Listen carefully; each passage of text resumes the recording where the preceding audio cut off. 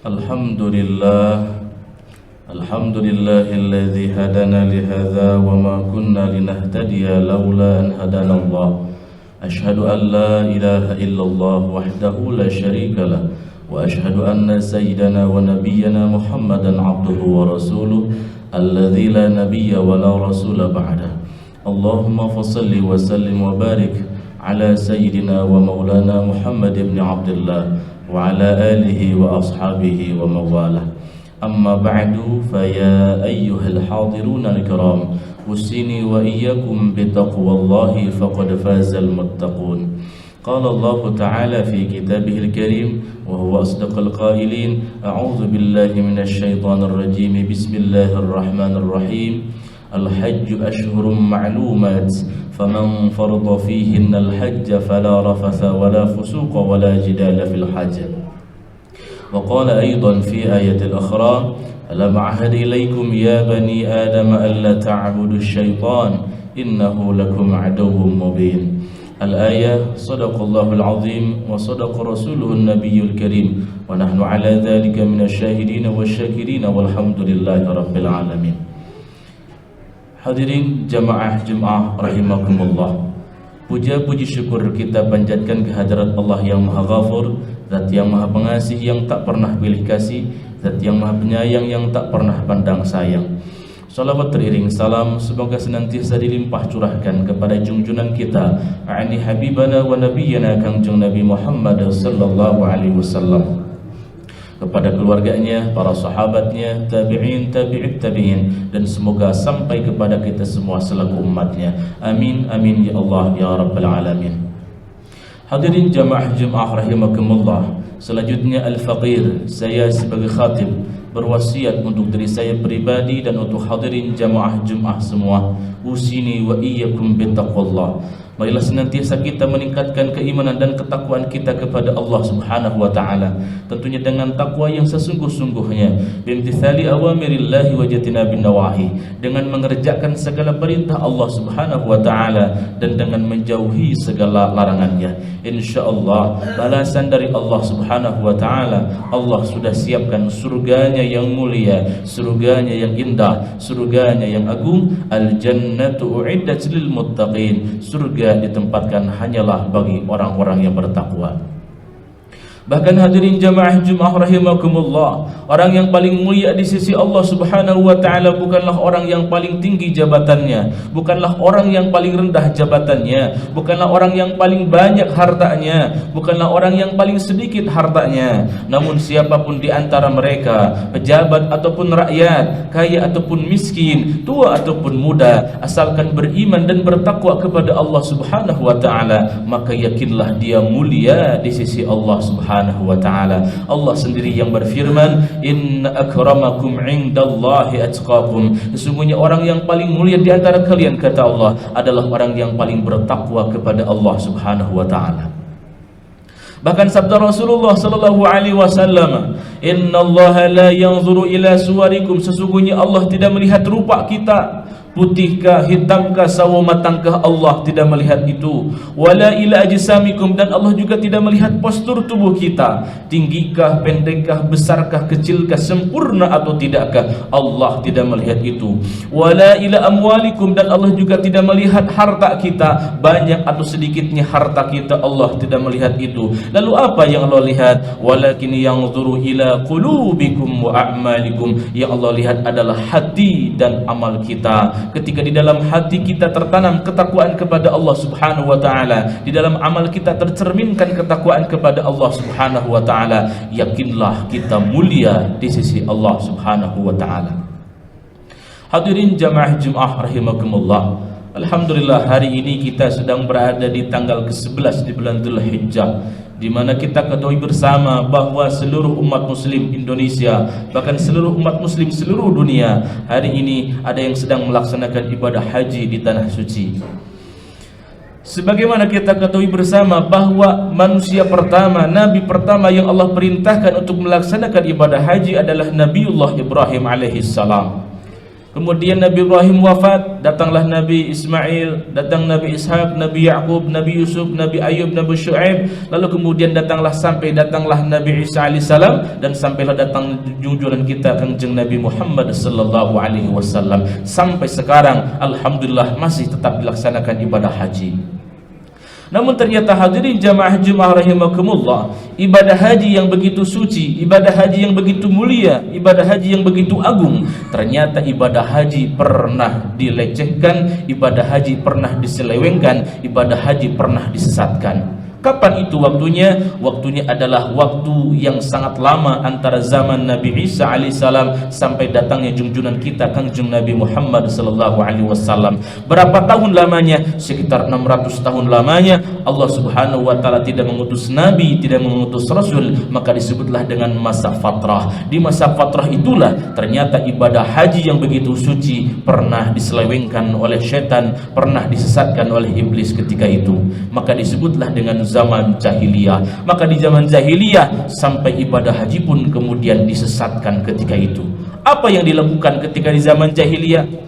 Yang pertama yang seharusnya ketika melaksanakan ibadah haji, kita senantiasa menyembah Allah Subhanahu wa taala, mentauhidkan Allah Subhanahu wa taala, menghamba hanya kepada Allah Subhanahu wa taala. Lalu apa yang mereka lakukan? Mereka justru ketika melaksanakan ibadah haji, ibadah tawaf, justru mereka menyekutukan Allah Subhanahu wa taala. Mereka simpan patung-patung berhala-berhala, dari mulai berhala yang terkecil sampai berhala yang terbesar, mereka simpan di sekeliling Ka'bah.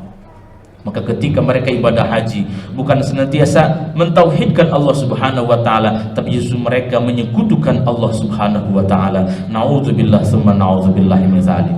Yang keduanya ketika melaksanakan ibadah haji, ibadah tawaf, yang seharusnya ketika melaksanakan ibadah tawaf kita menutup aurat kita. Laki-laki tertutup auratnya, perempuan pun tertutup auratnya. Laki-laki memakai dua helai kain, kain yang di bawah disebut dengan ijar, kain yang di atas disebut dengan rida. Perempuan menutup seluruh auratnya kecuali wajah dan telapak tangan. Lalu apa yang mereka lakukan ketika di zaman jahiliyah? Ketika mereka melaksanakan ibadah haji, mereka melakukan ibadah haji, ibadah tawaf, mengelilingi Ka'bah dalam kondisi tanpa menggunakan sehelai kain sedikit pun. Mereka telanjang ketika melaksanakan ibadah tawaf, menghinakan Allah Subhanahu wa taala, menghinakan Ka'bah, menghinakan Masjidil Haram. Siapa yang mengilhami mereka? Mereka dibisik-bisiki oleh syaitan, alladzi yuwaswisu fi sudurin nas. Yang seharusnya beribadah kepada Allah, menyembah kepada Allah Subhanahu wa taala, merendahkan diri di hadapan Allah Subhanahu wa taala, justru malah mereka menghinakan Allah Subhanahu wa taala. Nauzubillahi min dzalik. Lalu yang ketiga, apa yang mereka lakukan di masa jahiliyah ketika melaksanakan ibadah haji? Yang dilakukan oleh mereka, yang seharusnya ketika kita melaksanakan ibadah haji, ibadah tawaf mengelilingi Ka'bah, kita membaca doa kepada Allah Subhanahu wa taala, kita membaca zikir mengingat Allah Subhanahu wa taala. Ketika kita tawaf dari rukun Aswadi sampai rukun Yamani, kita membaca subhanallah walhamdulillah wala ilaha illallah wallahu akbar, subhanallah walhamdulillah wala ilaha illallah wallahu akbar wala haula wala quwwata illa billahil aliyil azim. Dari rukun Yamani sampai rukun Aswadi kita membaca Rabbana atina fid dunya hasanah wa fil akhirati hasanah wa qina adzabannar. Seharusnya ketika tawaf berdoa dan berzikir kepada Allah. Lalu apa yang mereka lakukan? Mereka justru wa ma kana salatuhum 'indal baiti illa muka'aw wa tasdiyah. Mereka tidak berdoa kepada Allah, mereka tidak berzikir kepada Allah Subhanahu wa taala. Yang mereka lakukan hanyalah tepuk tangan sambil bersuitan, bersiulan. Nauzubillah tsumma nauzubillah. Bertepuk tangan, bersiulan sambil telanjang, tidak menggunakan sehelai kain pun. Mereka menghinakan Ka'bah, menghinakan Masjidil Haram ketika itu.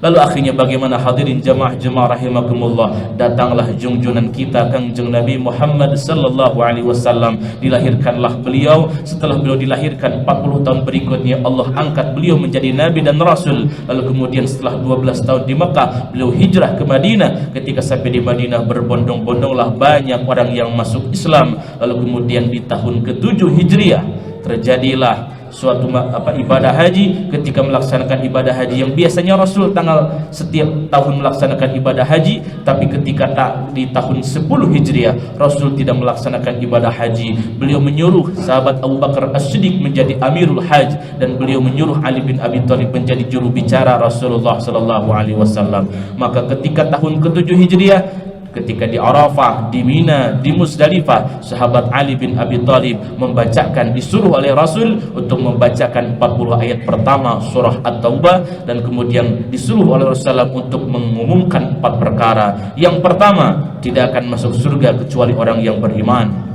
Yang kedua, jika ada orang yang memiliki perjanjian damai dengan Rasul ataupun genjatan senjata, karena pada waktu itu adalah musim berperang, maka waktu genjatan senjata sampai habis masa waktunya, tidak ada lagi perpanjangan. Yang ketiga, tidak boleh ada lagi orang yang melaksanakan ibadah tawaf sambil telanjang. Dan yang keempat, tidak boleh lagi ada orang musyrik yang masuk ke Mekah, masuk Masjidil Haram. Dan akhirnya di tahun ke-8 Hijriah terjadilah Futuh Mekah. Alhamdulillah, pada tahun ke-8 Hijriah Mekah kembali diambil alih lagi oleh umat muslim, dan kemudian patung-patung berhala-berhala yang berada di sekeliling Ka'bah dihancurkan, dan kemudian kembalilah ibadah haji dilaksanakan sesuai dengan tuntunan Allah, sesuai dengan tuntunan Rasulullah SAW, sesuai yang dilaksanakan oleh Nabi Ibrahim alaihissalam. Alhamdulillah, sampai masa sahabat, masa tabi'in, dan alhamdulillah sampai sekarang 1444 Hijriah ibadah haji tetap dilaksanakan sesuai dengan yang dituntunkan oleh Allah Subhanahu wa taala. Begitulah hadirin jamaah rahimakumullah, sejarah singkat ibadah haji. Lalu apa hikmah yang bisa kita ambil dari sejarah singkat ibadah haji ini?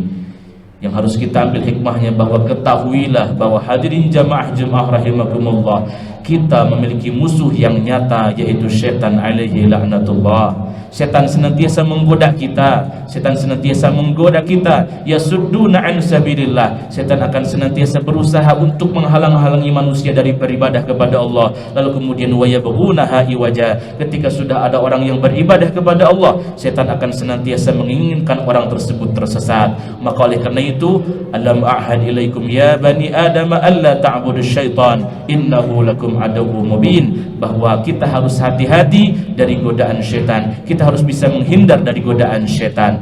Bagaimana caranya? Allah Subhanahu wa taala memberikan pedoman kepada kita semua caranya agar kita senantiasa dijauhkan dari godaan syaitan yang terkutuk, yaitu dengan kita memperbanyak zikir kepada Allah Subhanahu wa taala. Kita memperbanyak zikir, mengingat Allah Subhanahu wa taala dengan lidah kita dan juga dengan hati kita. Dimanapun kapanpun kita berada, insya Allah kita tetap berzikir kepada Allah Subhanahu wa taala. Nabi Yahya alaihissalam pernah bersabda kepada para sahabatnya, wahai para sahabatku, wahai kaumku, perumpamaan orang-orang yang berzikir kepada Allah Subhanahu wa taala, yang ingat kepada Allah Subhanahu wa taala, seperti orang yang sedang dikejar-kejar oleh musuh, lalu kemudian dia masuk ke dalam sebuah benteng yang sangat kokoh, benteng yang sangat aman. Maka kemudian dia amanlah di benteng tersebut dari setan, dari godaan-godaan musuhnya. Maka oleh karena itu, ketika kita berzikir kepada Allah, mengingat Allah Subhanahu wa taala, insyaallah kita diselamatkan dari godaan setan. Orang yang ketika maksiat, ketika berdosa, maka ketika itu dia sedang tidak beringat kepada Allah Subhanahu wa taala. Tidak ada orang yang sedang mabuk, tidak ada orang yang sedang berzina kemudian dia berzikir kepada Allah, baca subhanallah, alhamdulillah, la ilaha illallah, Allahu akbar.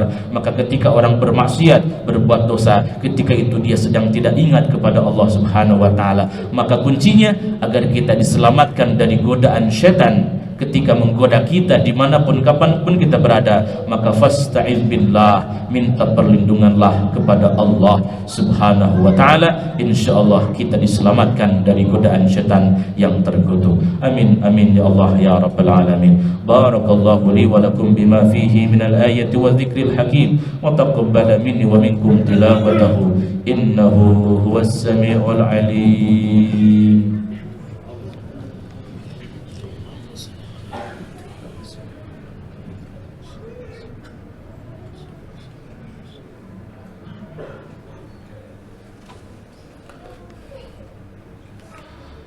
Innal hamdalillah nahmaduhu wa nasta'inuhu wa nastaghfiruh wa na'udzu billahi min shururi anfusina wa min sayyiati a'malina من يهده الله فلا مضل له ومن يضلل فلا هادي له أشهد أن لا إله إلا الله وحده لا شريك له وأشهد أن سيدنا ونبينا محمدا عبده ورسوله الذي لا نبي ولا رسول بعده اللهم فصل وسلم وبارك على سيدنا ومولانا محمد بن عبد الله وعلى آله وأصحابه ومن والاه أما بعد فيا أيها الحاضرون الكرام أوصيني وإياكم بتقوى الله فقد فاز المتقون قال الله تعالى في كتابه الكريم مخبرا وآمرا أعوذ بالله من الشيطان الرجيم بسم الله الرحمن الرحيم إن الله وملائكته يصلون على النبي يا أيها الذين آمنوا صلوا عليه وسلموا تسليما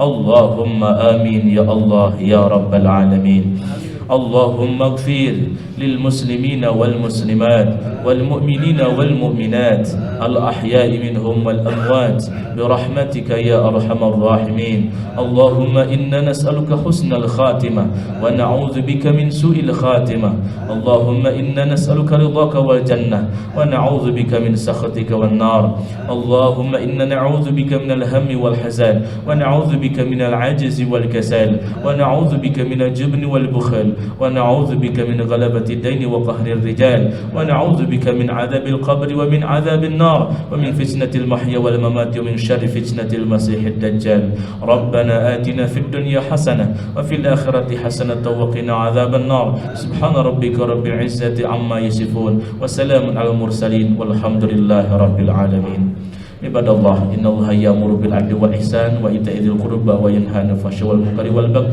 ya'idukum la'allakum tadhakkarun wa la dzikrullahi akbar. Astaghfirullahal 'azim li wa lakum. Aqimis shalah.